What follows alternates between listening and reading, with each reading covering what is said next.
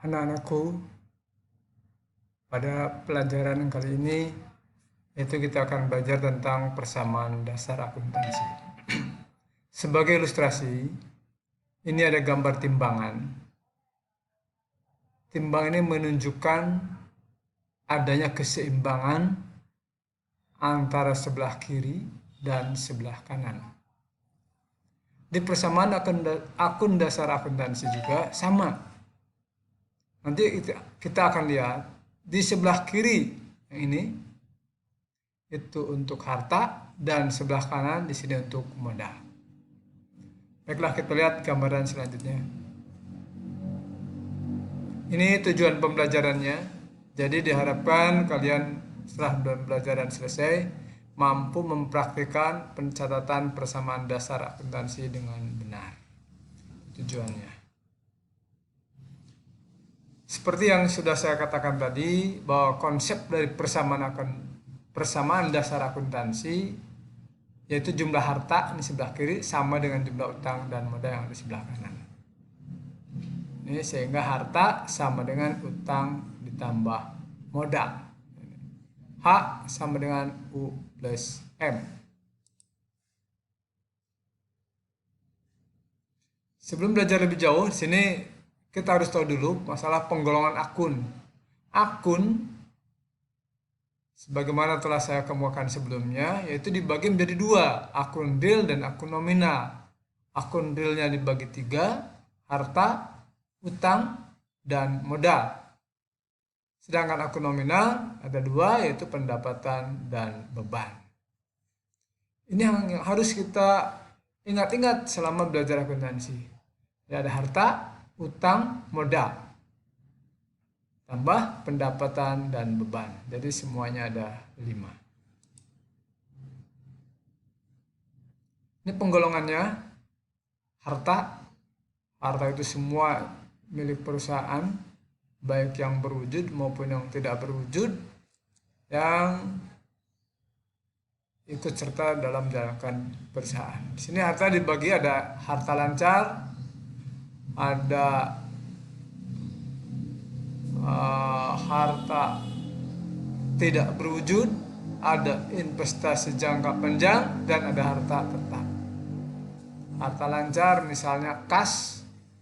Kas itu uang tunai, uang yang ada atau yang ada di perusahaan, uang tunai, termasuk di dalamnya tabungan. Itu kas. Yang kedua dalam harta lancar yaitu ada piutang usaha atau piutang dagang, ada piutang wesel, ada bahan habis pakai atau perlengkapan, itu harta lancar. Ada beban-beban yang dibayar di muka, dibayar di muka. Ini harta lancar. Umurnya harta lancar ini kurang dari 1 tahun. Beda dengan harta tetap. Ini harta yang umurnya panjang, seperti peralatan, kendaraan, tanah. Ada investasi jangka panjang. Ini baik investasi dalam bentuk saham maupun obligasi. Kemudian ada harta tak berwujud. Wujudnya nggak ada, tapi manfaatnya dirasakan oleh perusahaan. Kemudian ada utang. Utang, ini ada utang jangka pendek, ada utang jangka panjang, ada utang lain-lain. Utang jangka pendek adalah utang yang harus dilunasi dalam jangka kurang dari 1 tahun. Sedangkan utang jangka panjang ini harus lunas jangka waktunya panjang. Utang jangka panjang ini nanti akan berubah menjadi utang jangka pendek, yaitu pada cicilan terakhir yang harus dilunasi dalam tempo kurang dari 1 tahun. Ini ada utang lain-lain, yaitu di luar dari kedua macam utang yang ini. Nah, kode akun ini penomoran supaya mudah. Jadi di nomor-nomor akunnya, misalnya harta ini nomor 1, utang nomor 2, modal nomor 3, pendapatan nomor 4, nomor 5 beban.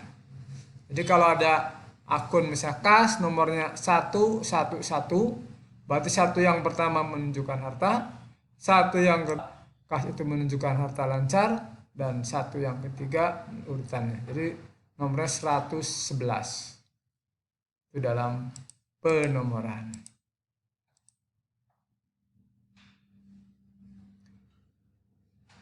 Nah, ini transaksi-transaksi dalam persamaan akuntansi, yaitu ada yang transaksi yang mengakibatkan perubahan harta dengan harta, misalnya pembelian secara tunai.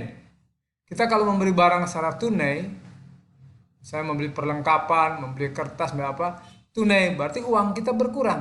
Di sisi lain harta kita bertambah. Ini ya sebagai contoh dari perubahan harta dengan harta. Harta di satu sisi berkurang, harta di yang lainnya bertambah. Penerimaan piutang ini juga sama. Kalau kita menerima piutang atau tagihan, otomatis uang kas kita bertambah, uang kita bertambah. Tapi tagihan ke orang lain, piutang itu akan berkurang, mungkin lunas malah.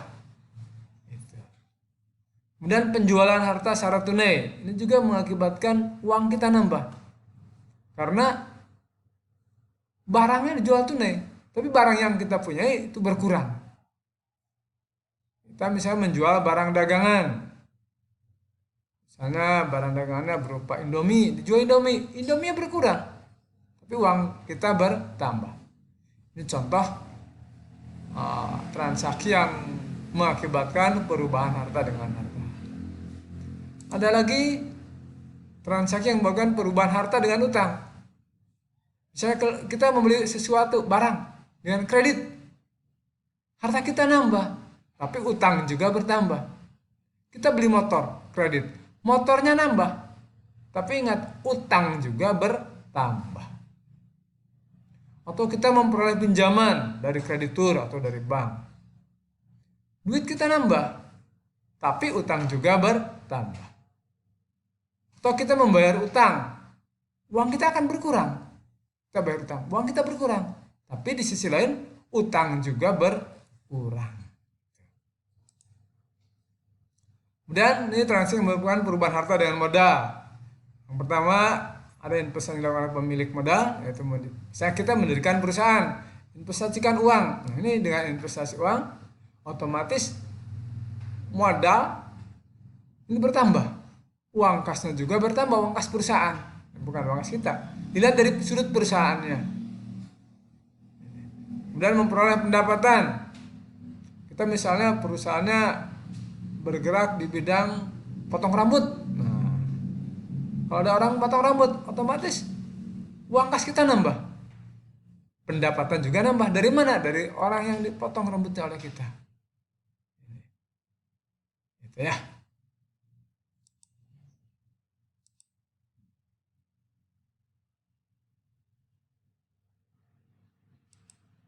Ini ada contoh transaksi kepada persamaan dasar akuntansi. Tanggal 1 Maret, Dewi, ini nama orang, menyetor uang ke perusahaan sebesar 150 juta. Ini ditulis. Harta, ini uang kas, jadi kas ini termasuk harta, tulis 150 juta. Ini dalam ribuan. Uang ini dari Dewi, Dewi itu pemilik, makanya masuk kolom modal. Jumlahnya sama. Sebelah kiri harta 150.000, sebelah kanan modal 150.000. Yang kedua ini, contoh kedua, pembayaran sewa. Dewi menyewa sebuah ruko untuk mulai usaha sebesar 35 juta. Ini tadi yang kita kembali.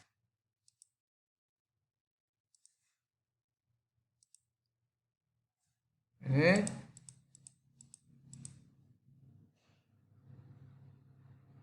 bayar sewa ruko, otomatis mengeluarkan uang, ini kasnya berkurang, diberi tanda kurung kalau berkurang.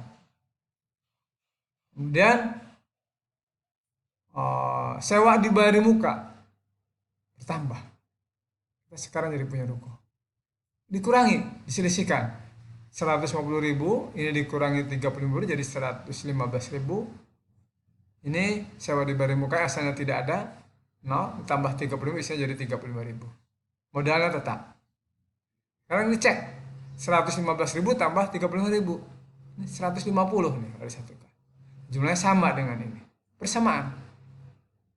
Dan jumlahnya harus sama. Contoh berikutnya, ini persamaan akuntansi. Pembelian perlengkapan, dibeli perlengkapan. untuk menunjang kelancaran perusahaan sebesar 12 juta tunai. Kita beli perlengkapan. Otomatis kalau beli tunai uang kasnya berkurang. Nih 12.000 berkurang. Pakai kurung. Di sisi lain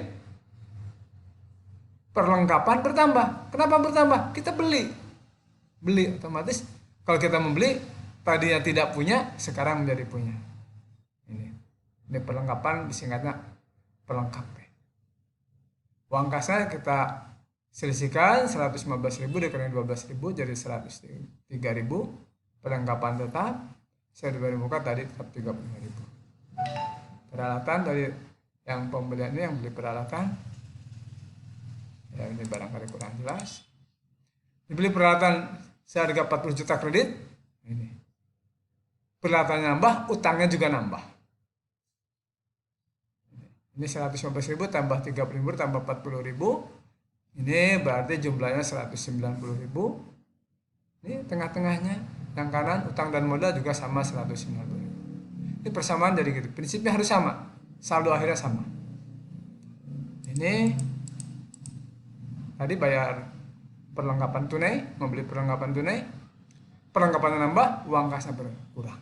Karena dipakai untuk membeli. Kita lihat saldo terakhirnya ini 103.000 diperoleh dari 115.000 dikurangi 12.000. Perlengkapan 12.000 ini jadi jumlah 115. Ini 35 jadi 150 ditambah 40 jadi 190. Yang sebelah kanan juga sama. 40 ditambah 150.000 jadi sama-sama 190.000. Nah, ini sepintas tentang persamaan akuntansi. Jadi prinsipnya jumlah harta sama dengan utang ditambah modal. Ini yang perlu Anda pahami, kita gunakan logika kita bahwa kalau kita membeli sesuatu atau membayar sesuatu otomatis minimal ada 2 akun yang akan terpengaruh. Contoh yang gampang di sini membeli perlengkapan secara tunai otomatis uang kasnya berkurang karena uangnya dipakai untuk membeli perlengkapannya bertambah. Kedua, ada kas atau uang tunai dan perlengkapan. Selalu 2. Kita membayar utang, utangnya berkurang, uang kas kita juga berkurang. Jadi minimal 2. Kita membeli peralatan, tadi secara kredit, peralatannya nambah, utangnya juga nambah. Karena kita belinya secara kredit. Nah itulah pembelajaran kali ini. Mudah-mudahan kalian bisa paham. Dan untuk lebih jelas silakan untuk memperdalam lagi. Lebih jelasnya, lebih dalamnya lagi Anda baca buku-bukunya. Dan jangan lupa karena ini pelajaran yang tidak hanya memerlukan hafalan. Tapi butuh pemahaman sehingga diperlukan latihan-latihan. Itu saja untuk pembelajaran kali ini. Mudah-mudahan kita selalu dalam lindungan Allah SWT. Assalamualaikum warahmatullahi wabarakatuh.